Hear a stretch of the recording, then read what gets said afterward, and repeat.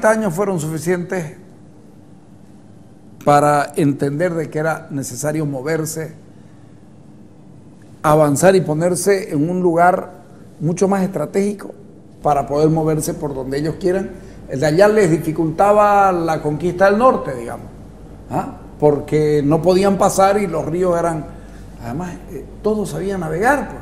Si venían desde no, pero es que no hay grandes ríos en esa zona, no está más. No, por eso le digo acá al otro lado, pues, los ríos que navegan para salir, como dice usted, incluso hasta el Pará.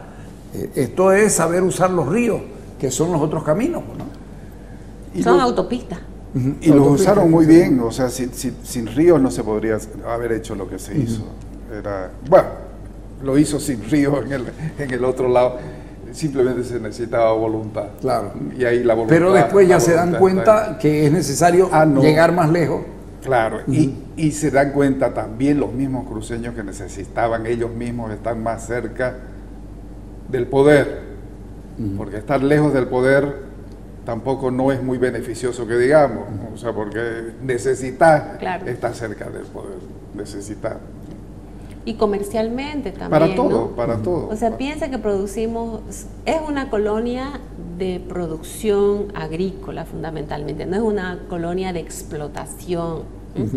Claro. Necesitamos vender nuestros productos, ¿no? Cuando yo le decía una vocación exportadora, en el sentido de sacar hacia afuera, si bien nos autoabastecíamos, pero lo que producíamos era para vender. Y no vendíamos más, no porque no pudiéramos producirlo, sino porque las condiciones geográficas, climatológicas y sobre todo las condiciones de las naciones nativas hacían muy difícil la salida, ¿no?, de los productos de Santa Cruz, de allá en Chiquito, hasta, póngale, la Plata o lo que es hoy Sucre o Cochabamba. Hasta que se vienen a la zona de Cotoca. Pero hasta que se vienen aquí donde estamos, igual sigue siendo dificultoso, ¿no? No es que tuviéramos caminos. ¿Por qué la zona de Cotoca no aguanta mucho tiempo? Porque los indígenas chiriguanos atacaban. Terrible.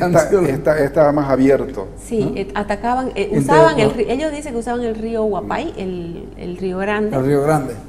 Y no podían ser escuchados porque venían con el río Grande. Además, hay que saber que ellos eran buenos jinetes, que les habían robado o se habían quedado con los españoles con jinetes, ya tenían pólvora, sabían fabricar pólvora, tenían armas. Entonces, al unirse las dos ciudades, están más protegidas para enfrentar ese peligro, que tampoco es un gran peligro, pero en ese momento los cruceños poco y nada le interesan los chiriguanos. O sea, no es que los cruceños vivían para derrotar a los chiriguanos, como alguien por ahí dice, los cruceños vivían para ir a Mojo, eso es lo que querían. Pero claro, al ser un problema, también... Lo tiene que resolver de alguna forma. Claro.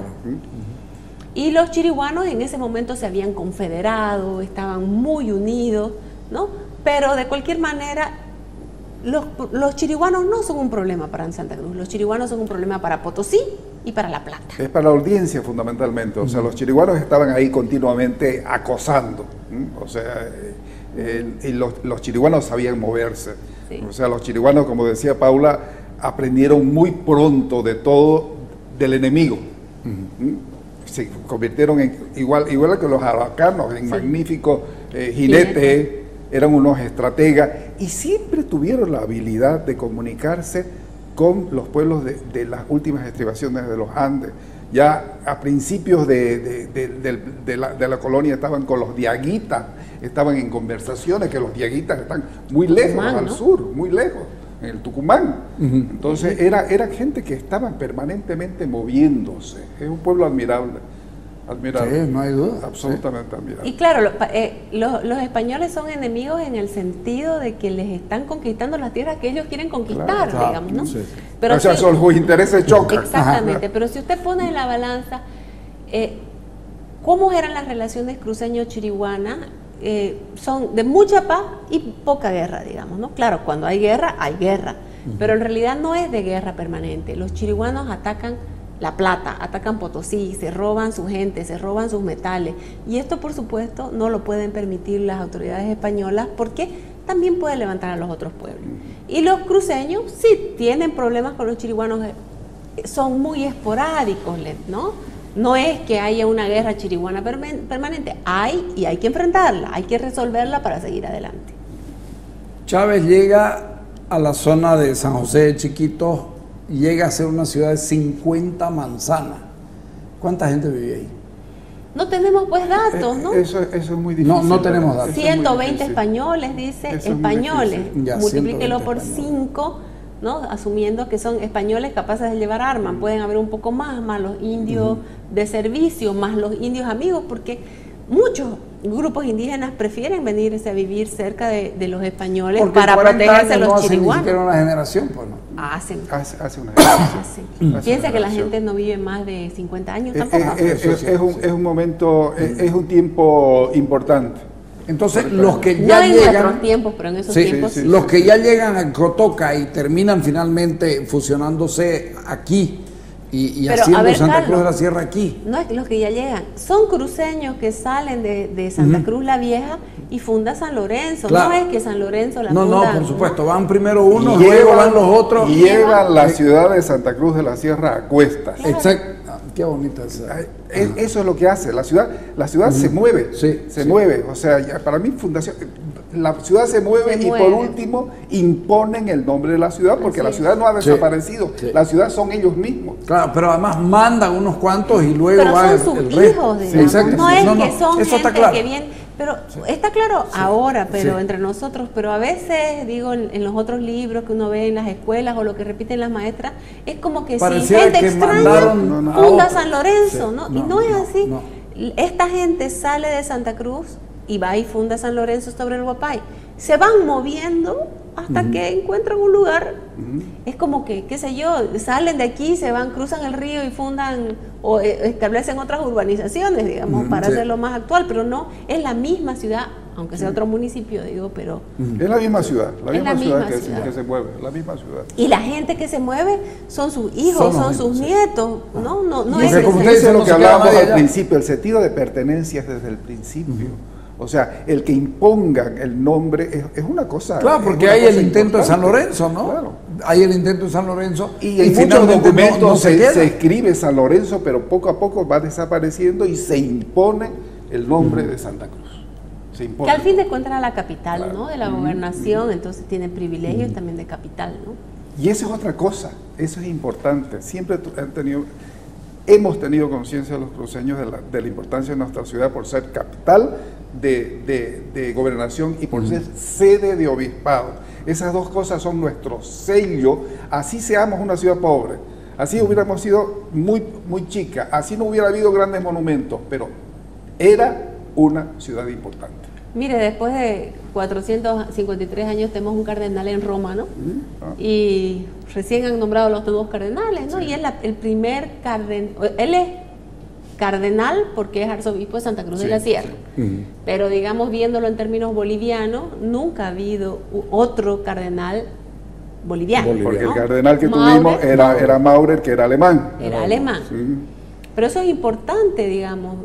Yo creo que eso muestra la capacidad de una ciudad, ¿no? Hay otras diócesis que tienen más de uno, ¿no? Y valga la cosa, no es chauvinismo, no es, o sea, es que el otro día leía, ya hasta me olvidé el nombre porque no vale la pena, decía que nosotros los cruceños somos muy chauvinistas por esto de que estamos permanentemente diciendo que solamente nosotros lo hemos hecho y nosotros solos. Pues lo hemos hecho solo y lo seguimos haciendo solo. Los que vengan a ayudarnos, bienvenidos, pero las cosas las hemos hecho solos, de abajo hacia arriba, nunca hemos esperado de arriba hacia abajo. Y esa es la cosa importante. Pensemos que somos un departamento casi con 90% de electrificación, ¿no? Y no es obra del Estado boliviano. Y la electrificación cambia la vida. No, por supuesto. O sea, moderniza, transforma. Esta génesis de la ciudad aquí donde está, ¿cuándo comienza ya a moverse como tal? ¿Cómo? La ciudad donde está. Ah, ¿donde estamos hoy? Sí. ¿Desde el principio? Claro, o sea... ¿Desde el principio? ¿Desde qué año? San Lorenzo se funda en 1590, en ese lado del río Guapay, del Piraí, perdón, del Grande, es que yo no sé por qué le han cambiado de nombre. Río Grande o Guapay, sí. Sí, cuando yo estaba en la escuela ya se decía Río Grande o Guapay. Claro, pero ahora el gobierno descolonizador, la planta del Río Grande, en vez de, ya pues si son verdaderos descolonizadores, ¿por qué no es la planta del Guapay, no? Ellos cruzan el Guapay y se vienen en 1595, el 21 de mayo de 1595 se establecen aquí, en el Piraí. Pero también es bueno decir, no es que los españoles llegan, tumban el monte y se establecen en un lugar. No, ya aquí había gente. No pasa, no sé si he visto ahora en Valle Grande, hay todo un debate. No, Valle Grande no tiene que celebrar 1612, porque esa fue la fecha de la cédula, pero ya ahí había gente. Mira, el otro día yo estuve en los 300 años de Porongo, ¿no? Entonces dice, hace 300 años se fundó Porongo. No, hace 300 años eso se convirtió en una misión, pero ya había un pueblo con unos indígenas chiriguanos que se llamaba aquí también, Porongo, igual ¿no? que a San Lorenzo fueron adelantados, aquí también vinieron adelantados, y luego se consolida la ciudad, que es diferente. Exactamente, ¿no? O sea, ya para fundar algo ya hay asentamientos previos. Es que no, o sea, era una cosa seria en la fundación, la creación de una ciudad, entonces previamente tienen que hacer, por decirlo de alguna forma, ensayos, se tienen que mandar, ver si funciona, si la cosa está bien. Además ya hay unas leyes, las leyes de India, que establecen claramente los sitios donde se deben establecer las ciudades. Entonces, para poder cumplir con esas leyes, pues, hay gente que va en avanzada para confirmar aquello. ¿Y dónde se va a establecer? ¿El mejor lugar, el menos peligroso? O sea, ¿cuál es la ventaja? Perdón, ¿cuál es la ventaja de donde estamos aquí? Estábamos en la barranca. En la barranca. Los que vivimos en la barranca, digamos, ¿no? Era en altura, había más planicie, o sea, no había monte alto, ¿no? Y eso permitía, digamos, estar más seguro, ¿no? Si bien la ciudad no era fortalecida, no tenía ni palos, ¿cómo se llama? Empalizadas, ni... Nunca las tuvo. No, nunca los tuvo. Siempre fue una ciudad abierta. Exactamente. Estaba el río, era una zona donde se podía producir más, como decía don Eduardo Cortés, era un vergel de jocos, esto estaba lleno de... Por eso es que la relación, y a mí me gusta siempre escribirlo y decirlo, del cruceño con la naturaleza, siempre ha sido una relación, y a mí me gusta decirla así, amorosa. O sea, la tierra para el cruceño es una mujer que produce. A veces se encabrita la mujer, pero no importa. Vuelve a su causa. Casi siempre produce. Y produce. Entonces, siempre da. No es una relación antagónica como en otros pueblos. La tierra en otros pueblos es una diosa maligna, es una diosa vengativa. En cambio, aquí nunca. Porque la actividad es extractiva. Cuando la actividad es productiva, hay que llevarse aunque sea productiva, muchas veces, o sea, por ejemplo, en el altiplano, la diosa, la Pachamama, la Pachamama es una diosa vengativa. En cambio, nosotros, a pesar de los turbiones, a pesar de miles de cosas, volvemos nuevamente a esa relación, a ese diálogo amoroso, a pesar de que a veces no la respetamos. Sí. No la respetamos. O sea, forma parte de su vida. Pero ¿no? es que la actividad agropecuaria ha estado siempre en el cruceño desde Chávez hasta ahora. Sí, ¿no es verdad? Es que solo hemos vivido de eso, de nuestro trabajo y del trabajo en la tierra, ¿no? Y es la vocación productiva y la vocación exportadora. Capitalismo. Sí. Le guste o no le guste a la gente. Es otra cosa que hay que desmitificar. Le guste o no le guste a ellos, nacimos así. Bueno, pero es tan capitalito como extraer mineral y llevar. Yo no estoy comparando con eso. Digamos que lo que pasa es que aquí hay gente que tiene el prurito de... No, ¿sabes qué? Y resulta que desde que nacimos, ¿cuál era la forma de vivir? Era producir un excedente que además de que podamos comer, lo podamos vender para tener mejores condiciones. ¿Cuántos ingenios azucareros me dijo que habían? Hay 25, ¿no? Sí. A finales, ¿no? Del siglo XVI. En el siglo XVI ya habían 25 ingenios. Y se exportó azúcar. A los 10 años de fundación de la ciudad ya exportaba azúcar. Ya en el informe Pérez de Zurita no, dice llevan azúcar y a Potosí. A Potosí. Pero fíjate, eso a pesar de que era tan, pero tan difícil llevar afuera, porque era todo, o sea, no toda la producción se podía llevar afuera, porque era imposible. Y a pesar de la pobreza, es otra cosa, otra característica importante del cruceño. Eso de vivir bien es un invento que tuvieron los cruceños. Nosotros vivíamos, a pesar de nuestra pobreza, vivíamos bien. Y vivíamos, ¿sabes qué? Limpios, aseados y bonitos. A pesar de nuestra pobreza. Esa es una de las características. Fueron coquetos y coquetas. Mira, siempre. por eso a mí la documentación de D'Orbigny me encanta, porque él habla como estaba enamorado de todo esto, pero a pesar de su amor, a veces el amor ciega. Mira, dice, llegan las modas con mucho atraso, pero no importa. ¿De qué siglo está hablando? Del 19. Las mujeres se vestían bien, con elegancia, las fiestas eran muy buenas y era una ciudad pobre, pero éramos eso, pobres pero dignos, pobres pero y si limpios. uno lee a D'Orbigny cuando se refiere al campesino cruceño, dice, este es el hombre más feliz del mundo. ¿Qué harían los franceses si tuvieran lo que estos tienen? Y le llama la atención que los indios se bañan hasta 2 veces al día, como era francés el pobre. Claro, ¿no? Pero sí le llama, él siempre está hablando, ¿no? De la alegría de la gente, de la hospitalidad. Es uno de los hombres que mejor nos comprendió, de los extranjeros. Yo creo también, sí. Que mejor nos comprendió. No, pero no el único, ¿no? No. Antes de él, mucho. No, pero Castelnau, por ejemplo, era un francés insoportable.